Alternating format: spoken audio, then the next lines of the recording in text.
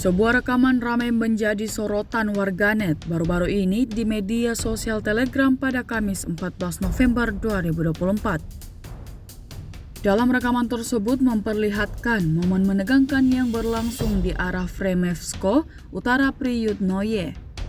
Dua tank dari Batalion Altai dari Brigade Senapan Bermotor ke-60 membongkar posisi personil militer Ukraina dengan tembakan jarak dekat. Militer Rusia sebelumnya mengklaim jarak ke arah timur sudah menjadi milik mereka. Dapat dilihat dalam rekaman tank Chapaya bergerak maju dan mulai berusaha mendaratkan musuh. Penyesuaian api dilakukan oleh Batalion Altai. Aksi saling serang tak dapat dihindarkan. Di arah ini militer Rusia memastikan serangannya memusnahkan semua prajurit musuh serta kendaraan militernya. Belum ada tanggapan resmi dari pihak Kementerian Pertahanan Ukraina terkait insiden ini.